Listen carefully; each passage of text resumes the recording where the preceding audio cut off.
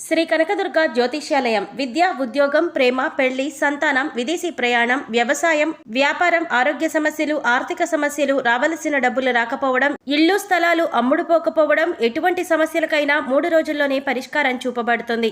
స్త్రీ పురుష వశీకరణ ప్రత్యేకంగా 100% చేయబడును. మీ ముఖము, ఫోటో, చెయ్యి, పేరు, వయసు, గోత్రం వాట్సాప్ చేయండి. గురూజీ విష్ణుదత్త. Cell number 7209568811. ఓం శ్రీమాత్రే నమః. ఛానల్లోకి స్వాగతమండి. వృషభ రాశి వారికి అదృష్ట సమయం వచ్చేసింది. ఎంతో కాలంగా మీరు ఎదురు చూస్తున్న 8 శుభవార్తలను వినబోతున్నారు. ఫిబ్రవరి 28వ తారీఖు తర్వాత ఈ శుభవార్తలు మీ జీవితంలో ఆనందాన్ని తీసుకువస్తాయి. మరి 28వ తారీఖు తర్వాత ఈ రాశివారు వినబోతున్న ఆ శుభవార్తలేంటి? ఈ శుభవార్తలు వినటానికి ముందు మీరు ఎటువంటి ప్రవర్తన కలిగి ఉండాలి? ఎవరితో మీరు జాగ్రత్తగా ఉండాలి? అలాగే ఏ దేవతారాధన చెయ్యాలి అనే అంశాలతో పాటుగా ఈ రాశివారి గురించి కొన్ని ఆసక్తికరమైన విషయాలను ఈ వీడియోలో మనం వివరంగా తెలుసుకుందాం. కానీ అంతకంటే ముందుగా మీరు కనుక మన ఛానల్ని ఇప్పటివరకు సబ్స్క్రైబ్ చేసుకోకపోతే సబ్స్క్రైబ్ చేసుకొని పక్కనే ఉన్న బెల్ ఐకాన్ నొక్కి ఆల్ సెలెక్ట్ చేసుకుంటే మేము ఇలాంటి వీడియోస్ అప్లోడ్ చేయగానే ముందుగా మీకు నోటిఫికేషన్ వస్తుంది.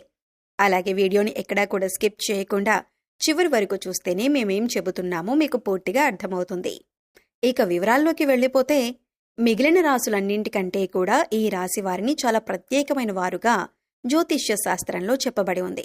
మరి ఈ రాశివారు ఎందుకంత ప్రత్యేకమంటే వీరికి ఉన్నటువంటి సహాయం చేసే గుణం, కార్యదీక్షత, కార్యదక్షత, సంయమన పాలన వంటి అనేక అంశాలను కలిగి ఉండటం వల్ల ఈ రాశివారు అందరికంటే ప్రత్యేకమైన వారుగా చెప్పవచ్చు. అయితే ఈ రాశివారు ఈ సమయంలో జాగ్రత్తగా ఉండాలి. ఈ సమయంలో మీరు చేయవలసిన పనేంటంటే ముఖ్యంగా మీరు ఎటువంటి పరిస్థితుల్లోనైనా మౌనంగా ఉండటానికి ప్రయత్నించండి. ఇలా కనుక మీరు కొద్దిగా ఓర్పు పట్టి మౌనంగా ఉన్నట్లయితే ఇప్పటిదాకా మీరెవ్వరూ వినని 10 శుభవార్తలు మీరు వింటారని చెప్పటంలో ఎటువంటి సందేహం లేదు. అయితే మీ ముందు నవ్వుతూ మాట్లాడే కొందరు వ్యక్తులు వెనక నుండి మీ నాశనం కోరుకుంటున్నారు. వారెవరు అనే విషయం ఈ వీడియో చివరి వరకు చూస్తే మీకు అర్థమవుతుంది. ముఖ్యంగా 3 వ్యక్తులు మీ జీవితంలో మీరు పైకి ఎదగకూడదని మీ నాశనాన్ని కోరుకుంటూ ఉన్నారు. ఆ 3 వ్యక్తుల్లో 2 స్త్రీలు, 1 పురుషుడు మీ శత్రువులతో చేరి మీ శత్రువులకి అనుకూలంగా ప్రవర్తిస్తూ మీ నాశనాన్ని కోరుకుంటున్నారు. ఈ సమయంలో మీరు అనుకున్న పనులు అనుకున్నట్లు జరగాలి, ధనలాభం కలగాలి, అందరికంటే ముందుండాలి అనుకున్నట్లయితే కనుక మీరు ఏం చేయబోతున్నారు అనే విషయాలను ఇతరులకు అస్సలు చెప్పకండి. మౌనం వహించండి. ఎందుకంటే మీరు జీవితంలో ఎదగటం ఇష్టం లేనివారు ఖచ్చితంగా మీ మాటలు వింటే మీ నాశనాన్ని కోరుకుంటారు. అంతేకాదు ఈ సమయంలో మీరు ఈ కొన్ని జాగ్రత్తలు పాటించినట్లయితే ఖచ్చితంగా మీరు శుభవార్తలు వింటారు. కుటుంబంతో సంతోషంగా ఉంటారు. ఏ ఒక్క దేవుణ్ణి ప్రార్థిస్తే 2 దేవుళ్ల అనుగ్రహం కలుగుతుందో మీకు తెలుసా? అదేనండి, రాముడిని ప్రార్థిస్తే హనుమంతుల వారి అనుగ్రహం కూడా మీకు కలుగుతుంది. ఇక వీరిద్దరి అనుగ్రహం ఉంటే ఈ రాశివారి జీవితం 3 పువ్వులు 6 కాయలుగా మారిపోతుంది. మరి ఆంజనేయ స్వామి వారికి ఇష్టమైన మంగళవారం రోజున మాంసాహారం తినకుండా రాములు వారిని అలాగే హనుమంతుల వారిని ప్రార్థించినట్లయితే మీ మనసులో ఉన్న కోరిక త్వరగా నెరవేరుతుంది. అంతేకాదు ఇలా చేయటం వల్ల రాముల వారు అలాగే హనుమంతుల వారి అనుగ్రహం కూడా మీపై పరిపూర్ణంగా ఉంటుంది అని చెప్పటంలో ఎలాంటి సందేహం లేదు. ఇక అనేక రకాలుగా శనిదోషాలతో బాధపడేవారు అంటే ఏలినాటి శని, అర్ధమ శని, అర్ధాష్టమ శని, ఇక అనేక రకాలుగా శనిదోషాలతో బాధపడేవారు అంటే ఏలినాటి శని, అర్ధమ శని, అర్ధాష్టమ శని, ఇలా అనేక రకాలుగా శనితో కలిగే ఇటువంటి దోషాల నుంచి బయటపడాలి అంటే మంగళవారం నాడు ఆంజనేయ స్వామి వారిని విశేషంగా పూజించాలి. మరి ఇటువంటి పూజ చేసేటప్పుడు మాంసాహారం తినకుండా చేస్తే విశేషమైన ఫలితాన్ని పొందుతారని పండితులు చెబుతున్నారు. ముఖ్యంగా ఉదయాన్నే అంటే భోజనం చేయటానికి ముందే పూజ ముగించుకుంటే మంచిదని తెలియజేస్తున్నారు. అయితే ఈ వీడియోని మీరు చివరి వరకు చూస్తేనే మీరు చేయకూడని తప్పులతో పాటుగా ఏ వ్యక్తులకు మీరు దూరంగా ఉండాలి అనే అంశాలు మీకు వివరంగా తెలుస్తాయి. అలాగే ఈ వీడియో నచ్చితే లైక్ చేసి మన ఛానల్ని సబ్స్క్రైబ్ చేసుకోవటం మర్చిపోకండి. ఇక రెండవ తప్పు మీరు చేయకూడనిది ఏంటి అంటే మీరు కోపాన్ని అదుపులో ఉంచుకోవాలి. అలాగే కోపంలో ఉన్నప్పుడు ఎదుటివారిని ఎంత మాట పడితే అంత మాట అనకూడదు. అలాగే ఎదుటివారిని దూషించకూడదు. ముఖ్యంగా మీ దగ్గర లేని వ్యక్తి గురించి ఎదుటివారితో నెగిటివ్గా చెప్పకూడదు. అలాగే వాడకూడని పదాలు వాడుతూ ఎదుటివారిని దూషించటం కూడా మానుకోవాలి.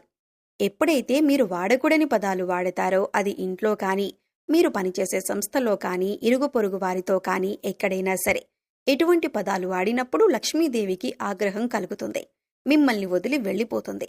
అప్పుడు మీరు పేదరికం అనుభవించవలసి వస్తుంది. ప్రత్యేకించి ఈ సమయంలో మౌనంగా ఉండాలి. ఈ జాగ్రత్తలు తీసుకుంటే కనుక ఈ రాశివారు ఈ సమయంలో శుభవార్తలను ఖచ్చితంగా వింటారు. మీరు అనుకున్న పనుల్లో విజయాన్ని కూడా సాధిస్తారు.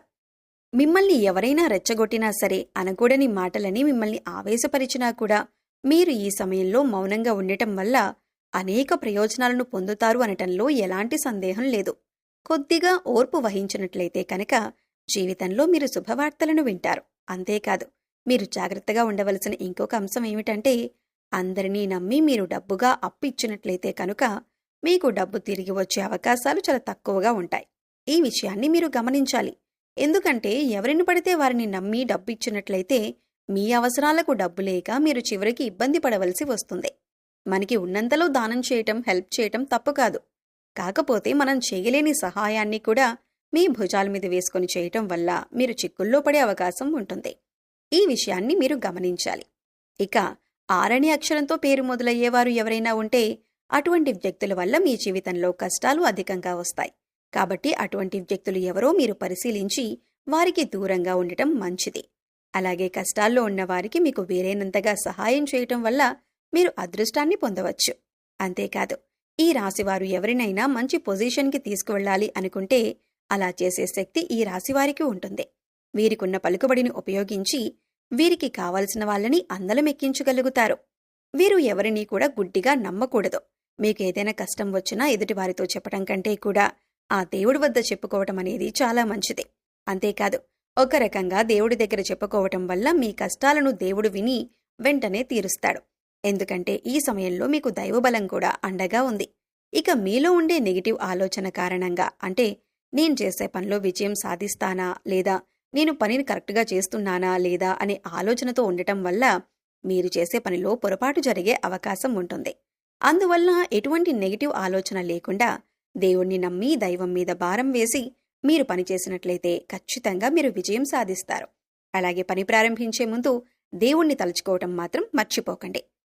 పి ఇంకా ఎస్ అనే అక్షరాలతో పేర్లు మొదలయ్యే స్త్రీలతో మీరు చాలా జాగ్రత్తగా ఉండాలి. వారిని నమ్మి అన్ని విషయాలను వారితో చర్చించకూడదు.